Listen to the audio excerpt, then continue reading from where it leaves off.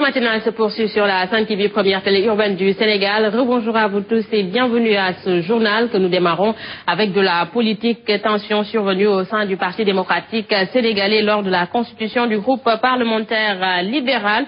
Mamadou Diagne Fada donc sera entendu ce vendredi par la commission de discipline du Parti démocratique sénégalais.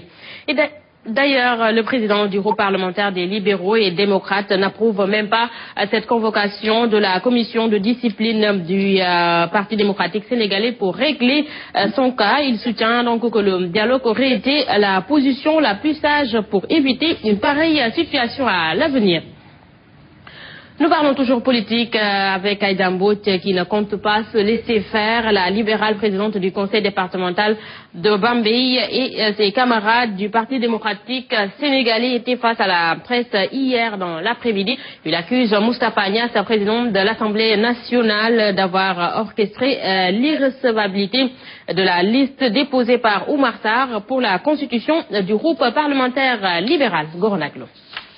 Aïda Mbodj et ses camarades dénoncent la démarche du président de l'hémicycle, Moustapha Niasse, qui a déclaré irrecevable la liste déposée par Oumar Sarr pour la constitution d'un groupe parlementaire. J'ai vu Fada presque proférer des menaces en disant qu'Aïda Mbodj a intérêt à retourner le poste parce que je me battrai.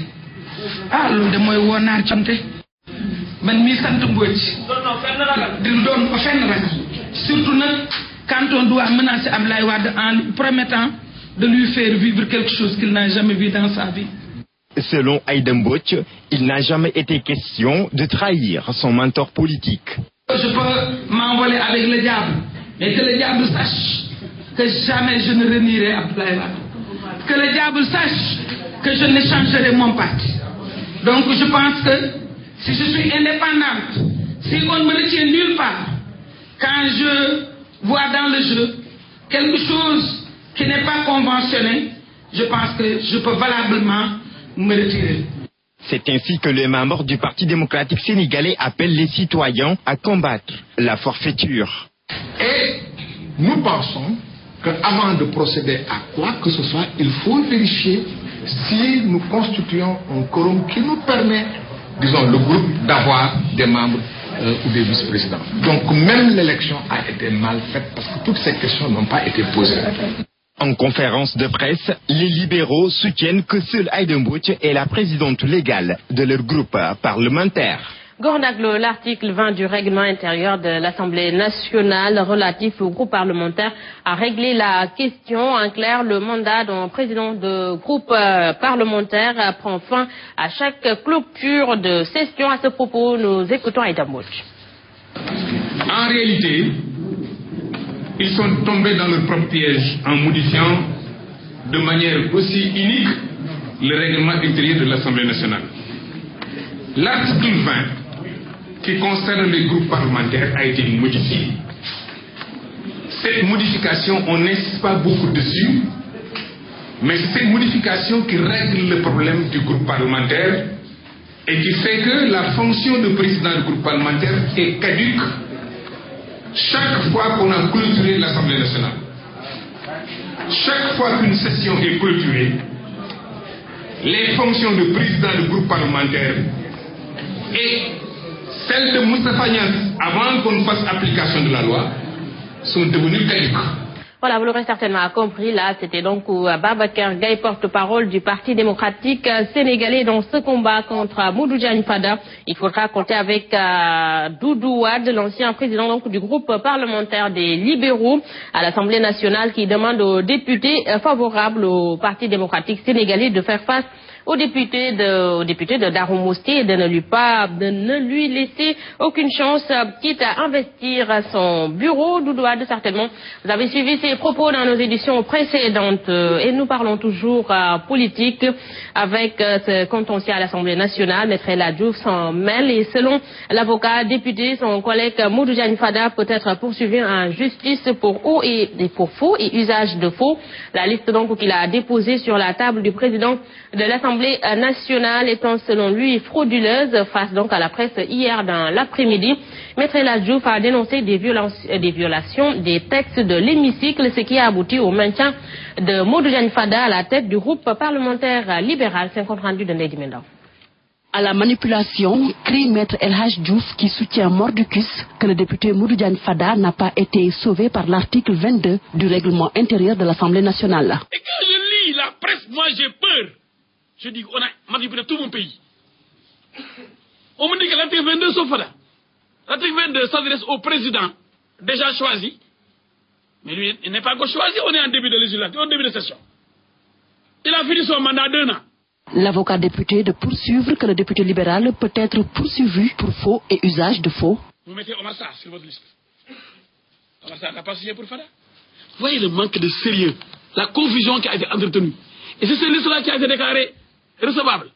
Une liste dans laquelle on trouve Omar Sarr, Aïda Mbodj elle-même, qui doit diriger l'autre liste. On trouve les Lamine Thiam et autres, les Woré Sarr, qui ont signé, comme le prévoit l'article 20, au début. Pour les autres sessions, la déclaration de politique de négociation est remise au président.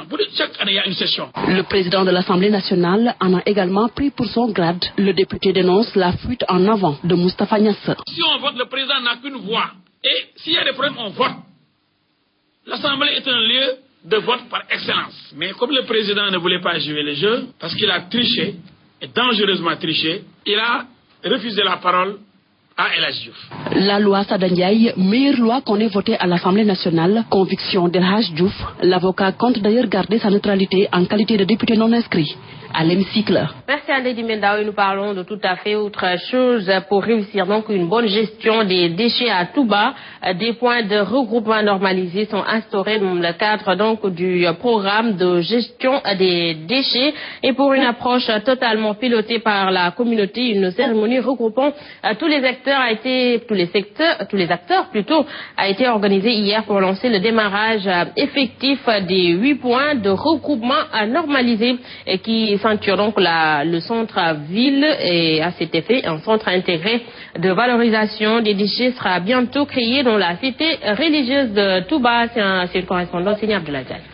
La gestion des déchets à Touba, une problématique, dirait-on. Plus de 54 000 tonnes de déchets ont été ramassés au niveau de la ville. Près de 115 personnes sont en train donc de travailler. Ils ont été recrutés sur la base du projet. Il y a du matériel, des bennes tasseuses, un camion 16 mètres cubes. Il y a un taux d'enlèvement de 80% et une couverture de 45%, ce qui est quand même considérable. À cet effet, 8 points de regroupement normalisés sont ainsi proposés pour éviter le dépôt sauvage. Nous avons proposé des points de regroupement normalisés qui vont polariser un certain nombre de quartiers sur un rayon de 1 km. Ceci va permettre de capter tous les déchets provenant de la pré-collecte. Les charrettes ne vont plus faire de longues distances, mais sur moins de 1 km vont trouver un lieu de déchargement. Mais le déchargement ne sera pas sauvage, ce sera un site clôturé. Ainsi, plus de 300 emplois seront générés. Les déchets sont essentiellement constitués de matière fine, c'est-à-dire du sable. Le tamis va permettre de récupérer tout ce qui est matière fine. Le reste, tout ce qui est valorisable, des récupérateurs vont le prendre. Et ce qui l'est pas, ça va être versé dans la caisse que les camions vont reprendre pour les amener au niveau de la décharge finale. Donc ceci va permettre d'organiser la pré-collecte au niveau des quartiers. Ça va permettre aussi de générer des emplois parce que dans chaque point de regroupement normalisé, on a un potentiel d'au moins 15 emplois. Pour faire face à ce défi, un lot de matériel composé de brouettes, de râteaux, de balais est remis à la commune de Touba. Autre information, le Sénégal a été élu hier membre non permanent au Conseil de sécurité des Nations Unies et le président donc, de la République salue une marque de confiance que la communauté internationale vient d'accorder au Sénégal et donc le Sénégal a été élu en même temps que l'Égypte, l'Ukraine, le Japon et l'Uruguay. Le Sénégal occupe ce poste pour la 3e fois dans son histoire, nous dit Simon Faye.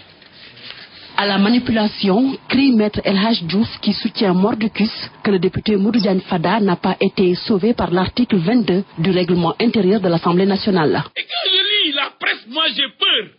Je dis qu'on a manipulé tout mon pays. On me dit que l'article 22 sauf Fada. L'article 22 s'adresse au... Voilà, nous nous excusons donc pour cette confusion d'éléments. Je vous le disais, le Sénégal a été élu hier membre non permanent au Conseil de sécurité des Nations Unies. Le président de la République, Macky Sall, salue une marque de confiance que la communauté internationale vient d'accorder à notre pays. Le Sénégal a été élu en même temps que l'Égypte, l'Ukraine, le Japon et l'Uruguay. Et le Sénégal occupe ce poste pour la 3e fois dans son histoire, nous dit Simon Faye.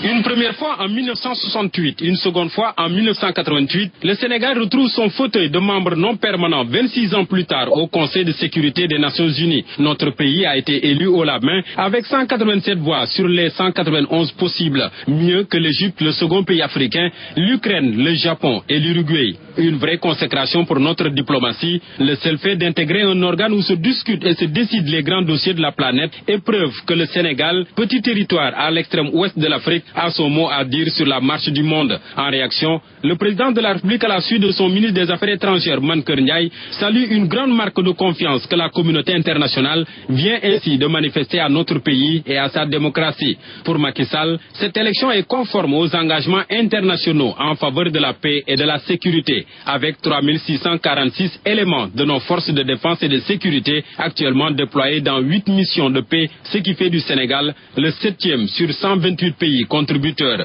Le mandat des 5 pays entrants dans le Sénégal commence le 1er janvier prochain pour 2 ans. Les sortants sont la Jordanie, le Tchad, le Nigeria, la Lituanie et le Chili. Après ce mandat, une autre chance de siéger au Conseil de sécurité des Nations Unies s'offrira à notre pays en principe dans un quart de siècle.